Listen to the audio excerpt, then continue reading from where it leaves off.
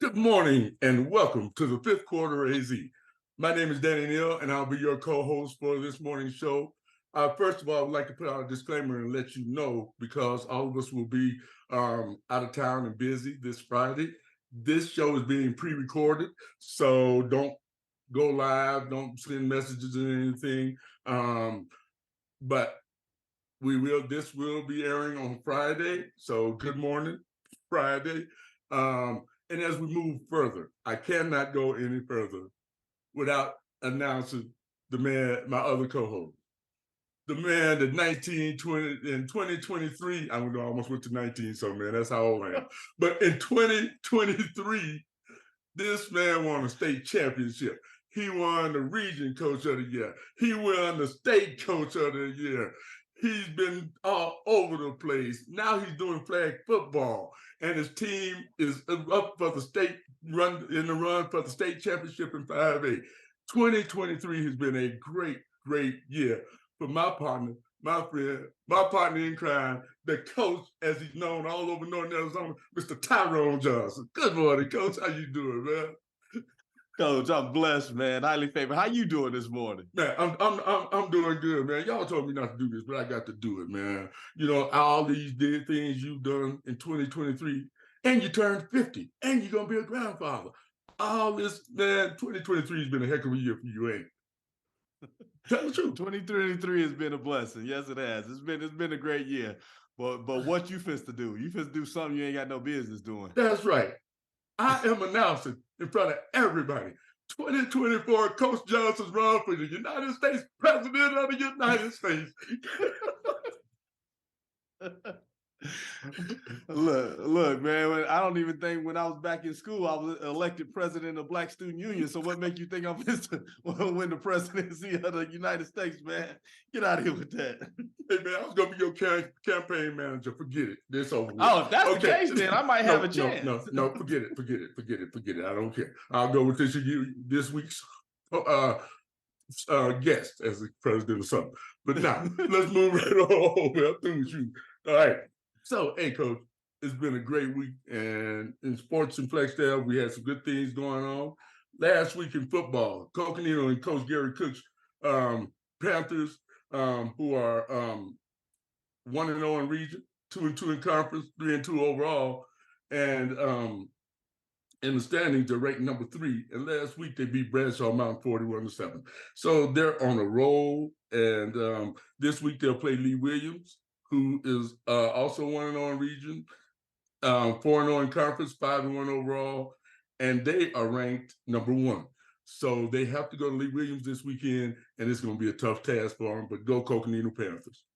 And for the Flagstaff Eagles, they're 0-1 in region, 2-2 in conference, 2-4 overall, and they are number 5 in the standings, and they will go to Prescott this Friday, who also has almost the same identical record of 0-1 in region, 2-4 in conference, overall 2-4, and ranked number 6. So Flag High, it's a chance for them to move up and get that much needed win and even their record out. So once again, man, we always that green and brown, go Flag High. Volleyball wise, Coach Scott Denny and Coconino, they're out there playing, they're working hard. It's been a tough year, but we still support them and know the good things are going to happen.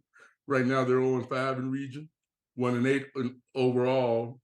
1-8 in conference, 1-8 overall, ranked number 7 in region and number 42 in state. Where Flag High and Coach Beth Haglin is 5-0 in region, 9-2 in conference. Region, they're ranked number 1. Overall, they're 9-2. And in state, they're ranked number 5 in the state. So go Flag High again. And we cannot forget about MPA with Coach Corey Murphy, who in region is 3-0, conference 5-0, overall 7-1, region ranked number 1, and state ranked number 8. The hottest team in the city right now, Corey Murphy and the MPA starting. So we want to give all of them a shout out. We want to really support them and show them the love that every kid in this city needs. And I'm not going to forget about our Flag High Lady Eagles flag football team. So who are doing really well. And I think they will be playing Tuesday for the conference championship. I know that there was some situations where the head coach had to talk to the offensive coordinator So, Coach Johnson, you being the head coach, did you talk to the OC? Oh, absolutely, absolutely. Because we had to get some production. I mean, we getting our defense is doing great, holding some high-powered teams that were scoring 50-plus points. They holding the 14, 20 points, and then our offense getting down into the red zone. Not even the red zone, getting down inside the 5 and not able to put the ball in the end zone. And so, yeah, I had a good talking with them. And so this last game, we were able to put up 41 points in the first half. And so hopefully he got the message and will convey that to the kids. And who is the offensive coordinator? Me. That's me. So you had to talk to yourself. I really did. Did you listen to what you... I had to say, self, listen here. You got to do better. If y'all want a chance, you got to do better. And that's the bottom line. And Self took that. He took that to heart. I'm glad Self took it to heart. And I've been out watching the home games. And man, it's so exciting. It really is to see flag football and see these way these girls are having fun playing. And I cannot say enough, and I don't say a lot of good things about you, most not when you're listening, but it's just amazing how you've taken soccer players, you've taken softball players, you went cross track, basketball, you put all these girls into one flag football team, and this is the inaugural season, never ever happened before, and you've done this in 3 months' time. So kudos to you, something else, another feather in your hat for 2023. Well, yeah, no, these girls have really been committed. And the thing of it is obviously flag football, again, is not their primary sport for any of them. And so, they have club soccer, club basketball, tournaments, this, that, and the other. But to still be able to come out and produce, it's been good. And now we're really talking about, as we close out the season, setting some goals and not just doing it for fun anymore. Let's go try and make a run. Let's set ourselves up in the best position possible going into state, and then let's see what happens in 4 games. And so, Westview, we play them tomorrow, and they're ranked 5th in 5A in the state. We're at 11. And so if we can get that, that'll be big for us. They're number 1 in our region. We're number 2. And so it seems as if it'll be us too that'll battle for the conference championship. But, we have some other schools that may have not won a lot, but they've competed. So we can't take anything lightly moving forward. Right. And I mean, you kind of brushed over it, but let's get these people out here. Let's support. Oh, well, they won't see this till Friday. But anyway, tomorrow's game is for the conference championship. Inaugural season, and you're playing for the conference championship. So, hey, man, I'll be there to support you. We're going to get people out here to support you, man.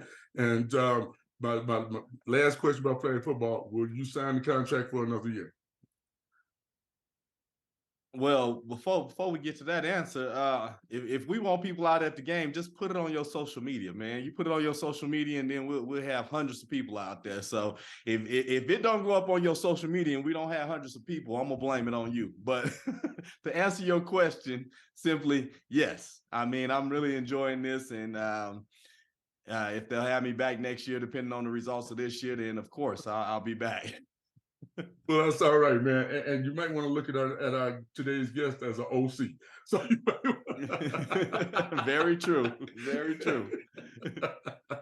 Well, hey, man, and that's a good segue. And I will let you bring out our guest today, somebody that I mean is just really special. Every week we talk about, hey, yeah, we family. This is truly family. So I'll leave it to you. Oh yeah, this is definitely family. Obviously we go way back. I think I would be considered more the big homie. You know what I mean? He came up with us right over there on the south side, but then he was the same age as like my brothers and everything, and so I was more the big homie coming through. And he was a big sports guy throughout. I mean, he played them all: baseball, basketball, football. Just competitive in everything that he did, and that in and of itself is what made him what he is today. Right. From the sports aspect to just being a businessman now, he turned his hustle into something prominent. Now he's out here helping many right. people. And so, his government is Jabarha Nichols. We simply know him nowadays as Kutt. Come on out, my brother. Kutt, what's good? What's up, my friend? Hey, you got it. You got it. What's up, Man, I Kutt? appreciate that. What's up, Danny? How you guys doing? Man, we doing good. We doing good. Just doing what we always do, man. Amen. Well, I appreciate you guys. And like y'all said, it is like family. I mean, Danny lived right next to me, right next door, made sure I was in all the sports and stuff like that. And then Tyrone was right a house over. Right. And Yeah. just made sure he kicked our butts in wiffle ball and basketball. And we played 11 booty. He would never let us. We was always on the wall. Because he would just get the ball and just score and won't nobody else score, But man, life lessons. I appreciate you guys because you guys was great fathers to you guys as kids and made me. My dad wasn't really around, so it had me looking up to you guys and figuring out how to be a good father to my kids. And I really appreciate that. Oh, absolutely, my Appreciate that, man. So why don't you tell us a little bit about just yourself or anybody that may not be familiar with Kutt, just your upbringing, sports aspect into what you're doing now. I grew up on the south side, like you said. We played sports, and we really had a good funnel of coachings, mentors, and things like that over there at Cogdale Recreation Center and at the youth center. And I don't know what happened with that. Now it's the Boys and Girls Club. A lot of people moved out the community, but I mean, as far as like sports, man, I see these high schools, they're not really doing that great. They're doing good, but, they could be better. And it's like our community was really the cornerstone of holding the torch up far as like athletes and, getting to the big game. Now it's like you don't hardly see, you might see one or two black kids out there, but not too many black kids out there no more. Most of the families moved out and things like that. But that was just us, growing up, and we had just mentor after mentor over there at Cogdale, and helped us get out, keep our faith and do the right thing. And I end up, going to college from high school, and I wasn't that great at academics, so I flunked out of college real fast. And started trying to, gang bang, sell drugs and stuff like that, and it just wasn't my route. I found a job at the Conoco station with his family, and they kind of taught me and molded me how to be, a businessman and how to, count the books, customer service, things like that. And I worked for them for like 7 years, and then had the opportunity to go to barber school and got my barber's license and worked there, opened up a shop. The Frescas family helped me open up my shop, and I've done that for 10 years till I realized that I needed some help. I was by myself over there, and, I wanted to help people that was, making bad decisions, maybe a different career route. Barber school was only one about 10 months, and, 4-year college, you might graduate from something in 4-year college and not even get that job. So trying to create something so I can bring other people out of the poverty and the bad choices that they was making to make some legitimate money. So I went to barber instructor school. I studied for that test, and I took that test like 7 times. Like I said, I couldn't really read or anything. So my kid's mom, Sonia, Junior's mom, she read the whole book for me and recorded it. So I listened to it every time, Went in there, took the test, flunked the test. They wouldn't let me take the test every month. It was every 3 months I got the chance to take the test. So I went every 3 months, and took the test again the second time. They gave me the same test. So the third time I went in there and took a recorder in there and recorded the test because they kept giving me the same test. So I'm like, I'm just gonna cheat on this test, get back in there. Hey, I trust me. I remember your struggles, man. I remember talking about it, and you telling me, "T, I can't pass this darn test, this and that and the other." And just, stay with it. Say that's that hustle. Get it how you can. Keep going. Right. That's right. The state board president is like, "Don't give up." I'm like, man, I got another kid on the way. So I took that recorder, recorded the test, wrote down all the answers, the questions on flashcards, then looked up the answers. I'm like, oh, I'm gonna kill this test. Went back in there, and it was a totally different test. So I looked up at the sky. I'm like, oh God, I see you want me to pass this test. I see you want me to pass. So I just kept going, man. And then the last time I took it, I finally passed that test. And then I opened up my school in 2015, I believe it was 2015, and got it going. I ended up having like 10 students. Then I opened up. I moved from my location that I was at on 6th Avenue, and then I went to a bigger facility from 550 square feet to 6,000 square foot building, and I had a whole bunch of extra space. So in 2020, during the pandemic, I opened up Kutt's Beauty College. I had a whole bunch of people helping me. James Joyner from NU, we grew up with him. He helped me put together a curriculum and rules and regulations. My friend Mario Bonda, businessman, he's from Glendale. He helped me. A whole bunch of people. Jennifer, my kid's mom helped me. It's just a whole bunch of people. It wasn't just me who put this together. I can't just take all the credit. It was a line of people that helped me really put everything together and get this school going. Now we're trying to get accredited with the government. And we were like right at the last stages. We've been working on that for the last 4 years to get accredited, but it's just a whole bunch of loops that the government and a lot of fees. They like that much, So eventually we'll be able to get our school accredited with the government. Then we'll be able to take FAFSA. We'll be able to take the Pell Grant and things like that. But that's where I'm at now. I'm helping coaching. I'm the OC, and my son's tackle football team, and we're 3-3 right now, and we're playing a number of Phoenix teams. And in the beginning of the season, my guys, we got about 18 players, and you go to Phoenix, and they got 30 some players on the sideline, and my kids I think they were just scared, in the beginning of the season. And every week we have 4 or 5 players hurt, and the other team have no people hurt. And then on Monday, this is Saturday, 2 days later, everybody's at 100%. So I knew they was. So as a coach though, how do you combat that? I mean, there is that eye test where you come in and you look at the opponent and you're like, oh man, they can play. And so as a coach, what did you do differently in order to get your kids confident to go out there and compete?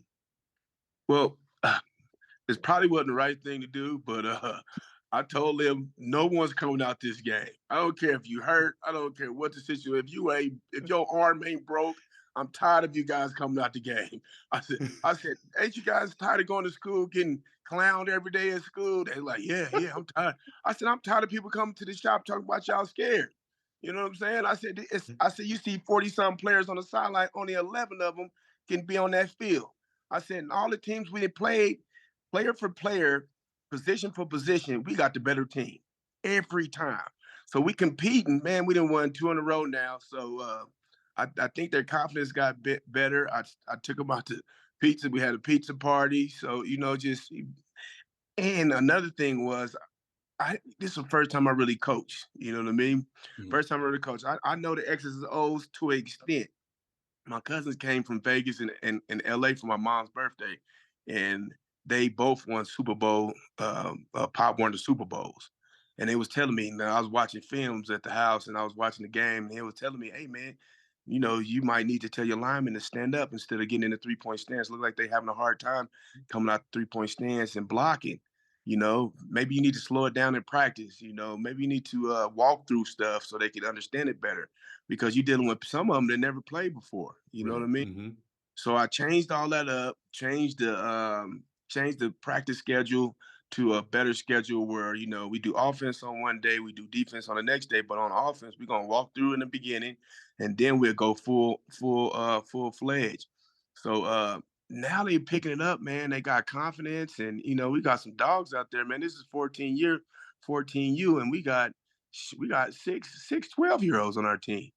You know what I'm saying? Okay. And one of our 12-year little baby Drake, he run running back. He's my starting tailback. Man, this kid is not scared of anybody. He put out 3, maybe 4 kids last week running the ball, just running them over. You know what I'm saying? So that just kind of on. And my son, he playing quarterback and free safety, and you just go over the middle on him because he might knock your helmet off. Hey, that's a little you. That's a little that's a mini cut. A little bit after you. I think he's a little bit better than me, though, man. He is something to deal with. I had a few coaches already reaching out to me, asking me what he gonna do next year for high school, and it's like I don't know yet. Really, I really want to put him in a bigger high school. I don't want to limit him for Flag High, man. I love Flag High, my heart and stuff like that. But I heard they lost to Winslow like 4 years in a row. I can't believe that, man. Winslow football? Hell no. I just don't see that. You know what I'm saying? And I love the guys. I love some of the coaching staff. I know a lot of people on the coaching staffs on Coconino and Flag High. I'm just trying to do the best thing for my kid, man. I built my job being a barber to be able to leave and take him when he gets to high school to just put him in a better position. He want to go to LSU, and I want to do anything I can to get him there. He got really good grades. He's a good kid. He's not in trouble. He don't be getting in trouble. He a good leader, so it's my job just put him out there and get him to where he need to be, Right. And he is a really good kid. And I coached him 2 years ago in basketball. Kid out there shooting Steph Curry threes. In the state, and we played in the middle school championship game. And I told him, first play of the game, you just get across half court and fire it up. Just let him know we ain't got those. But the thing is, what's that cut? I was about to say, you remember that halftime when he was in there and I had to go check him? I don't give a damn about this game. I'll beat the hell out of you. Wait, and look, so what's so funny, we are really just going off the hook here. But what's so funny is I remember a few years ago, I walked outside the gym of Mojave High School. Coach Johnson had trailed his son hemmed up against the wall. So I had something to say to Coach. I said, we're on walking. I went out there. I was going to say something to your son, but you had him up against the wall. So I just walked over my business. But we came back and won the city championship but with Junior. But I just want to say that the most important thing for me with kids playing sports is that they have fun. Yeah. They've got to have fun. And you talk about standing on the corner in Winslow, Arizona, which happened this weekend. But I also saw your team standing on the corner, must have been after pizza, and all of them outside standing on the corner, saying at the top of their lungs, "We're ready. Yeah. We're ready. We're ready." And they were just loud. If people were passing in cars, and they were just letting folks know, we're ready. Yeah. And having fun. Yeah, because I told him last week, before we took the field, I said our season starts today. All that crap that happened before this is irrelevant. We got to get to the playoffs, and we need these 3 games to get to the playoff.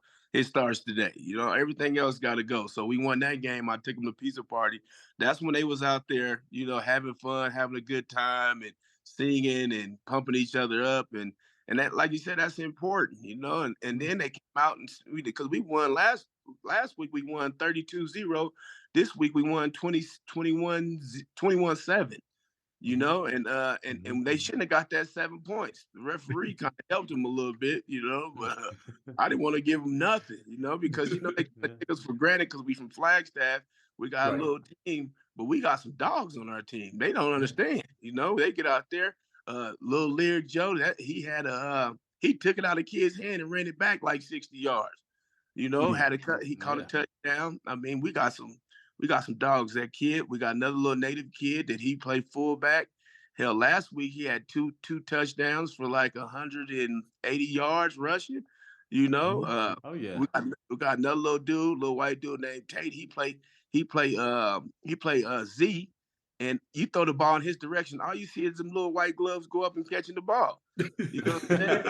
little fella, he 12 years old too. You know what I'm saying? But these kids is out there now. They're not scared no more. You know, we pumped them up. We got them to where they're not scared and they got confidence now. Right. You know, and our defensive line, we got one kid that everybody's scared of him, and he got a little young club. He got a little club foot. His leg is kind of smaller than the other one, but he is a dog. Everybody's scared of him. Like I said, everybody, they always complaining about him. I'm like, man, he is a dog. That's why. You know what I'm saying? He a dog. So we got some really good players. Carlton's son out there. I call him the captain. He run that defensive line, man. We don't want nobody to score. I can hear him on the sideline. Nobody's scoring, you know. But then he lead by example, being that backfield every time, you know. So we got some. They're gonna have to work it out. They're gonna have to see us in the championship game. I'm speaking ahead, but I don't see us losing too much more. Hey, so how important is that camaraderie between the guys? How important is it for them to get along? Is it important for them to kind of be friends and, you know, hang out, or hey, we get to the field and it's just business, irregardless of if we friends or not? No, it's definitely important to hang out off the field. We know we tell each other, you know, when you guys see each other in school, make sure y'all say what's up, you know, talk about whatever couple plays y'all had or whatever the case may be. Fridays, you wear your jersey to school. Just make sure you recognize each other because you're representing the Eagles, the 14U Eagles, and we're a unit. We won, you know. Sometimes, you know, we have a little beef out there between players, but no, not. I immediately nipped that in the bud. Something happened. I get both of them individuals. I take them to the side. What's going on? Let's take care of it. Let's get this out the way. Move forward. Yeah. So how has you playing sports, and you were a phenomenal athlete? I remember you said you went to college. I remember going to your games in Glendale with one of our other homeboys, Donnie Joe Hickman, was one of the assistant coaches on that team in Glendale. Yeah. So, so how has that your sports life helped you in your business life? Just the hard work part. You know, you got anything you want in life. I tell my kids too, and my students, anything you want in your life is not going to be easy. If you put the work in, you can do it. It's the reps. Everything has to do with reps. You know, whether it's reading, whether it's freaking football, whether it's cutting hair, chemistry. If you're at chemistry, it's reps. It's doing it over and over to get better. So it's just the reps and the hard work. It's it. So, you know, we talk about family, and me and your dad go way. I don't know life without your dad. You know what I mean? And your family as a whole is a sports family. How much have they helped you? Obviously, you being in Junior's life is why he's probably gonna be better than you. Amen. Because of you. Yeah. So how I mean, you know, the best basketball team I ever seen at Flag High School was that 1968 team that had your Uncle J.C. Nichols on it and your Uncle Delford Taylor on it.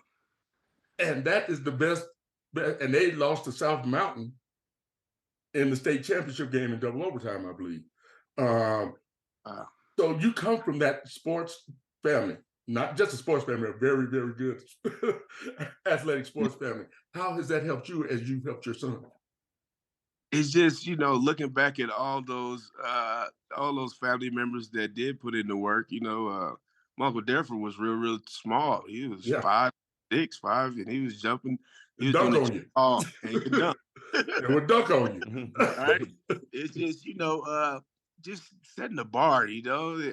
I just want my son to be all he can be and take him and show him pictures or clippings of my dad, my uncles, you know what I mean? People that put in work in the family, and then he get that motivation. But a lot of that is just, you know, is him, man. Ever since that's true. Little kid, man, he just want to train. Let's go train, Daddy. Let's go train. He have a bad game, he want to go train. So it's a lot of that is just him, man. And he know he got a good gift, and it's just me making sure I'm there to make sure I'm training him or whatever he need to do to get better. And on top of that, to get on him about, you know, school. You know, 7:30, we got out of practice at 7:30. He's here reading, doing homework. every day. He stayed with me during the week. He stayed with his mom during the weekend. So I just make sure I stay on top of that, and then anytime I'm having a bad day or something like that, and he want to go train, I just snap out of it because I know how important it is, for his future. Even the weight room, that boy been in the weight room for like a year straight, man. He was getting injuries, and I talked to the physical therapist, and I'm like, hey man, maybe I should put him in the weight room, man, because I don't understand why he keep getting hurt. You know what I mean?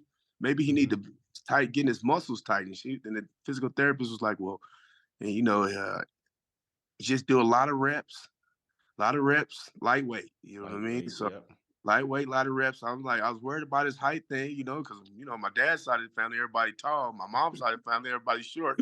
I got skipped. My brother got skipped. Bless him.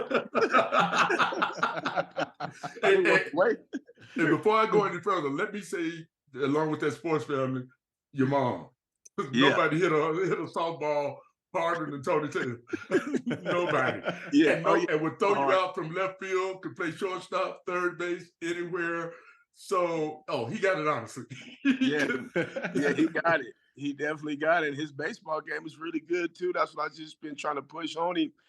His last time he played baseball, he played for Continental, and we was going against West Flag. They hadn't beat West Flag in like 8 years. He had 2 double plays. He hit a triple to win the game. I mean, and then he didn't stop playing. So I'm trying to get him back in that baseball because I think he really can go far in that baseball. Even though he pretty good at just pretty much anything with a ball he pick up. He do pretty good at. Yeah. Hey, so for you, now that you're coaching, how is it with the father-son dynamic?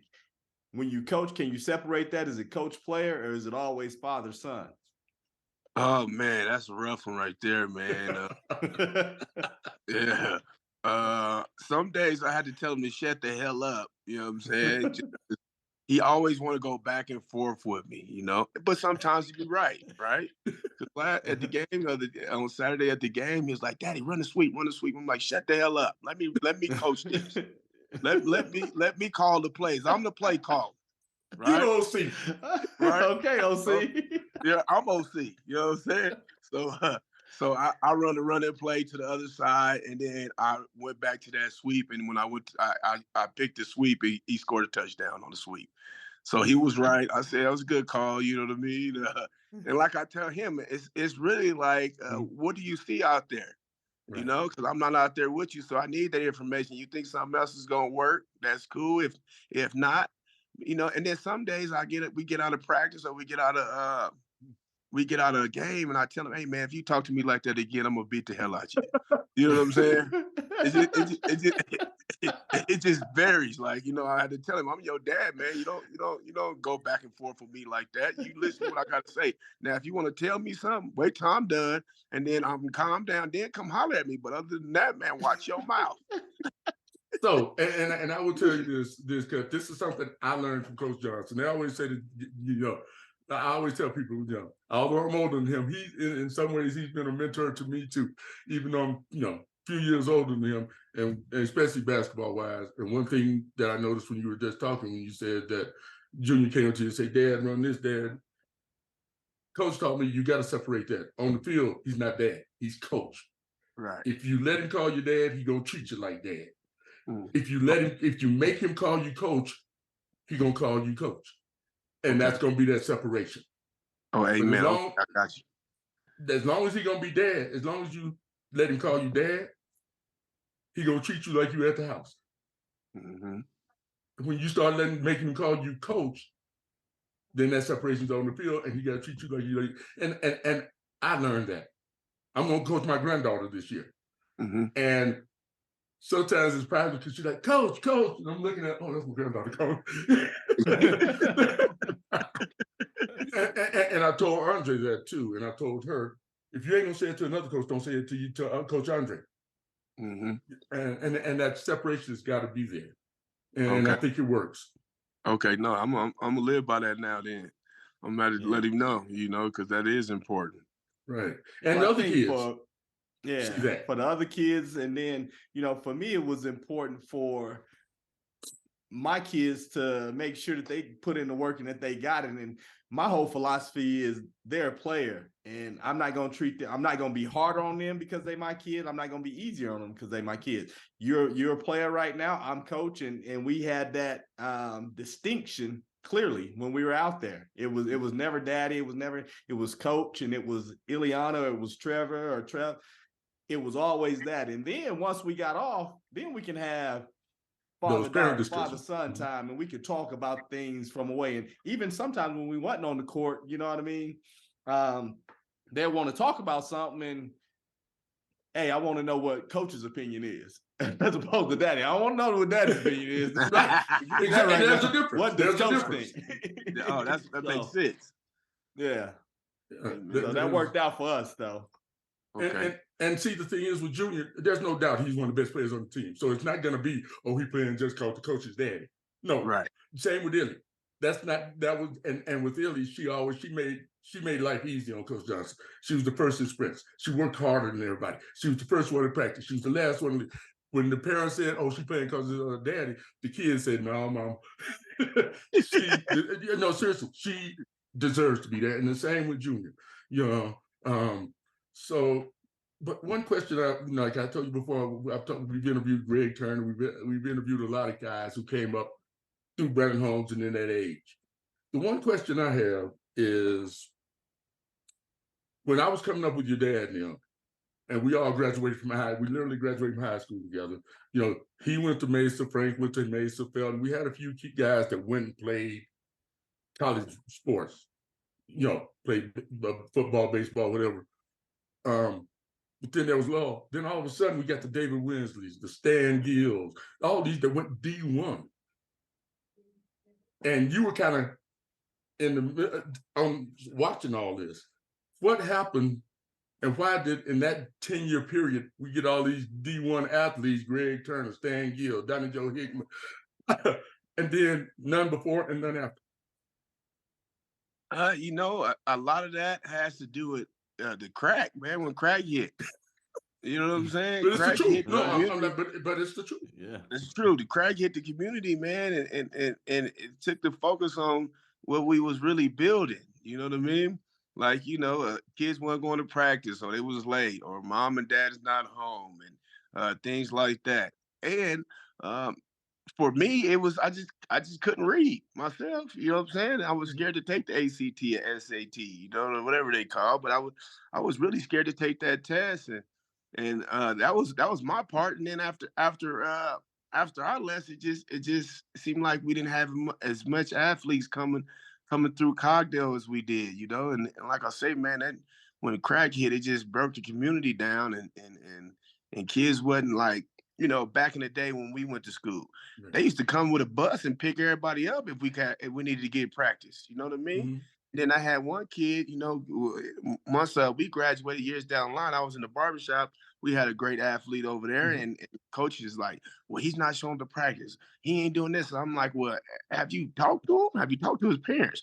His mom was in prison. His mom was smoking crack. You know what I'm saying? So right. If you don't step up as a role model, as a coach, right. to go pick this kid up, hell yeah, he's not gonna be in practice. He's not gonna make it to the games because he don't have no way to get there. You know what I mean? And if you just get rid of him, he's kicked off the team because he didn't make the practice. Go see why he didn't make the practice. Investigate a little bit. And then they stopped doing that. The coaches themselves stopped caring, and going out there to find out what's going on with this athlete. And I seen that with my own eyes. It's like, man, that kid could have been something, but he didn't because the coach kicked him off the team because he didn't make it to practice, which they didn't know the backside of that story, Dad's not there, mama's smoking crack. I mean, you can't make it to practice. He's worried about what he gonna eat for dinner, right. Let alone go to some freaking football practice. And the people that are giving him rides ain't giving him ride to practice. That's right. That's right. Amen. Mm-hmm. But I think that the biggest turnaround was when the sawmill closed. Mm-hmm. Because that's when everybody left. Mm-hmm. That was the job. That's what brought Black people to Flagstaff. Oh, wow.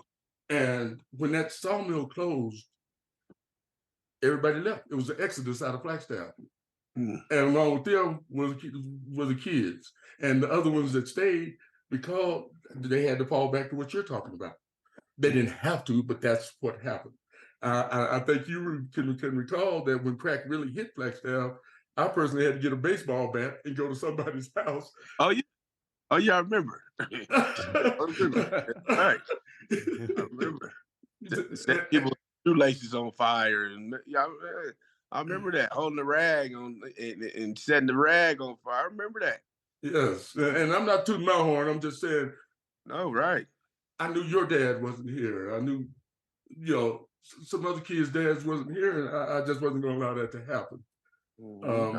And I told him at the time that, you can't have these kids burning rags and down here selling crack. These kids trying to go to college. These kids going to make something out of their lives. Mm-hmm. And, that's just the way it was. And as it turned out, they understood what I was saying, and they respected me, hopefully, and let y'all alone. Mm-hmm. That's right. Man, you ain't got to say hopefully. You know them people respected you. You go ahead and toot your horn a little bit, man. You ain't got to do all this modest stuff right now. It's just us. We just talking, man. No, man, but I don't know. But anyway, yeah, man. And obviously you're talking about I wasn't good in school. I didn't do this. I didn't do that. But to build a business, what you have, man, you got to have a good head on you. So like Coach said, don't sell myself short. You can't sell yourself short for what you've done for this community. There has been, I sit up and watch TV now, and I see people on TV and Black people doing everything, and we haven't had role models in this town. We haven't had Black people in this town like you that says you can own your own business growing up here. So I tell Coach Johnson Crystal all the time, y'all could have left here and went to Chicago somewhere and blew up. But you stayed here to help the kids in Flagstaff. And now I include you in the big three. You, Crystal, and Tyrone are really helping these kids. And y'all a big reason why a lot of these kids are making it. Hey, man, I appreciate that. Just coming around, growing up around you guys. That's all it is, and making better decisions, making good decisions. And don't be a follower. That's the key right there. Don't be a follower. All right, we got one more. I got one big question, but my last question is, who's the best running back that come out of Flagstaff? Hey. Give me your top five. Okay, give me your top five. Well, I'm about to say, shit. I gotta go with Caesar because he would have broke the record if Coach didn't sit him on the bench. But he would have broke the record, and I played with him. So you know what I'm saying. So I kind of modest. Then David Winsley. I mean, these are people that I've seen myself. Now Donnie, what's his name back in the day? He went to Ohio State. James Dugan. James Dugan. I heard about James Dugan running back. He's in the top 10 in the whole state of Arizona. Yeah, absolutely. So, but I didn't really get to see him play, so I couldn't really put him in Dave's or C's position. So you said C's? Well, and I'm not going to start that because all these brothers were so great. But you look at Greg Turner, Stan Gill, David Winston, Caesar Pope, yourself. You got to look at Carlton Johns, Corin Johns, the whole John, though, all the brothers. Oh yeah. But I said flag high. Flag high. Got to go Caesar and David Winsley. You know what I'm saying? That's who I look up. Pup and Stan and all them good ballers. Hell, Stan went to Stanford. Shit, you can't really you can't really question that. I mean, I'm just talking about what I see. I blocked for Caesar. Hell, I used to block somebody, turn around, and he'd be 20 yards down the damn field. You know what I'm saying? So, you can't. And then, I watched a lot of tape on David Winsley, and it looked like he got shot out of the rocket. You know what I'm saying? Oh, yeah. So, Yeah. So there has been that talent here. Yes, absolutely. And just haven't made it yet. So now we got to let these kids know that you can make it out of here. Absolutely. Right. So, all right, Coach, any other things before we go to the big one? Well, now let's get on, Coach. Let's get with it. Okay. It's the part of the show at the end of the show cut where we ask you to impart a little wisdom on the people that are listening. And we do it by way of a question from Coach Johnson. So it is now time for our Coach Johnson Golden Nugget question of the day. Get him, Coach. All right, now, Kutt, coming up, things could have been much different for myself. Things could have been much different for you. I mean, there was avenues that we went down that, like you say, we made better decisions. And then, life turned out the way it is. And so we're fortunate in that aspect. What would you say to some of these youth out here that are making excuses as to why they can't make it or why they won't be able to make a varsity team or why they won't be able to be a successful business person like you? What's the one thing you would say to them to cut through the excuses of not making it? I was gonna say excuses is like the cuss word, but I'm not gonna say that. It's what I can say to the kids is what you put into it is what you're gonna get out of. If you put the work in I don't care what it is, you put that work in, man, you're gonna get results out of what you put in. But if you sit back and talk about it and while you talking and the next man in the next room working, hell yeah, he gonna take that spot. You know what I'm saying? Like I tell my son, we go work out at 5 a.m. It's like ain't no kids working out at this time, son. Not a lot of them. You know what I'm saying? You put in the work, and then when you get out of school, you working out some more. I say ain't too many kids doing that. So what you put into it, that's what you're gonna get out of it. Yep, absolutely. Absolutely. How far do you think you could have gone if you had all of the avenues that the kids have now, as far as weightlifting, as far as summer ball, as far as all the extras these kids have nowadays? I'd have been in the league. I'd have been in the league. I didn't lift no weights in high school. I didn't really lift weights in high school. Really? You never lifted weights in high school?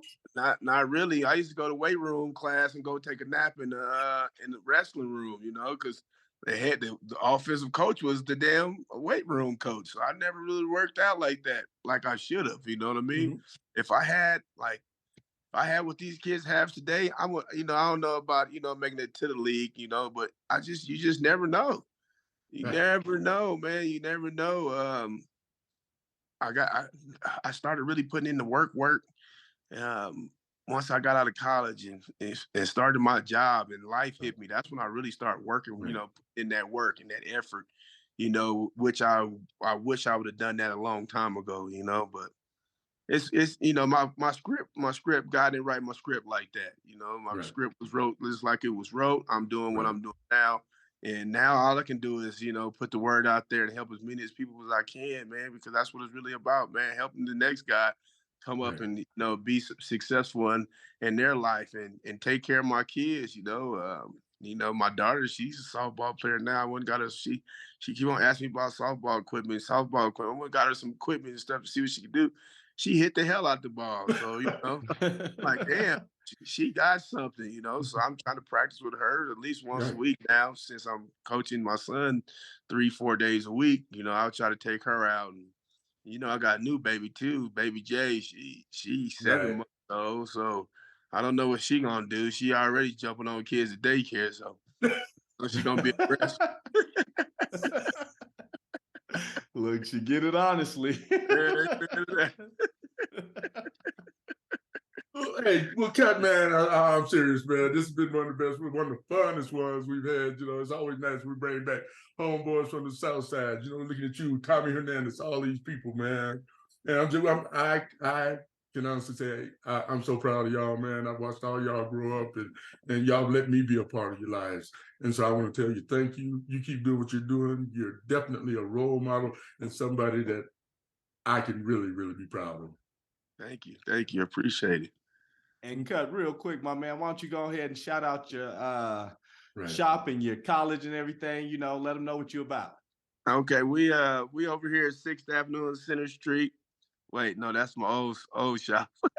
we on 7th Avenue now, 2219 East 7th Avenue. We have a beauty college and a barber college on that street. And then we also have a West Side shop over there by ATL Wings on Milton, 1300 South Milton. We got but we got about 4 or 5 barbers over there. Just trying to make the difference. Anybody want to go to school that don't want to go to a 4-year program and want to get, people look at barbering and cosmetologists and don't think they making any money. Hell, barbering, you making 6 figures. You graduate barber school. You look at if you cutting 2 people head an hour and hell, the price is $35 a haircut. You're looking at $70 an hour. Even if you do one haircut an hour at $33 or $35, you making $35 an hour. And I don't think there's too many jobs out there that you start at and you're gonna make $35 an hour to start at. You know what I mean? So people they really overlook our industry. And now that we out here and we creating barbers and cosmos, people should come check it out and see what they can do to improve their lives. Yeah. All right. God, definitely appreciate you, my man. Appreciate you guys. Love y'all. Y'all have a good day. Love you too. Much love. And if it's anything you ever want to bring on here, man, let us know. We'll get you on. Okay, that's right. I appreciate it. And if you get to the championship game, we got to get you back. Okay. What's your team? We push. Well, hit us up and let us know the rest of your schedule if you got any games in Flagstaff still, so that we can try and catch up. Yeah, so we interview some of the kids. We got 2 more left, but they in Phoenix. But they say if we make the championship game, they supposed to be hosted it in neutral grounds out in Prescott at that high school in Prescott. So I'll let everybody know. We get to the ship, which I'm counting on, man. I'm counting on it. Junior been playing good. We've been winning, but he hadn't broke out yet and had a breakout game. We got, a lot of times he throw the ball to him, hit him right in their hands, they drop it. So he could have had 200-300 yards and pass it, and then we dropping passes. But getting better, everybody getting better, and I'll definitely let you guys know when we get to the ship. Right. That sounds like a plan. Right. And if we can't be there, if you can have somebody film something for us or interview the kids yourself, do it or something, we can definitely get that on. Okay, absolutely. Okay. Okay, cool. All right. Hey, all right, guys, stay blessed, my man. Hey, appreciate you, partner. Proud of you, man. Love you to death. All right. Hey, Tay, that was awesome, man. So, hey, that was a great guest. Good show, man. And hey, man, you did good, Coach. You did good. No, likewise, man. I mean, chopping it up with Kutt, that's just like we do. You know what I'm saying? Right. So that's easy. Just come in and just chop it up, and we keep going and going and going. Right. So but definitely looking at all the things he did, remembering the conversations we had, remembering when he first opened the barbershop, and I was literally the first one to sit in this chair when he first opened up and everything, and just to see where he's going. And he'd always tell me, T-Man, I'm open to college. I'm gonna do this. I'm gonna do that. You know what I mean? And he put action behind the words, and look at him now. So, just best of luck, continued success to my man. Right. I remember when he was getting started too, man. So I'm just proud of him. And once again, just another brother letting these kids here in town know you can do something coming out of Flagstaff. Yes, indeed. Well, Coach, man, it's been real. I know we all got things to do, so I got to go to work, man. I got on my work shirt. I'm ready to go, baby. I'm ready. And I'll be 5 minutes late, and I'm already ready to go. I hope you let your supervisor know. Look here, man. Hey, we appreciate y'all joining us. If you like what we're doing, be sure to smash the thumbs up, subscribe, and keep tuning in. Other than that, I don't know what everybody got to do today, but I do know one thing. You ain't got to go home, but you got to leave here. Peace.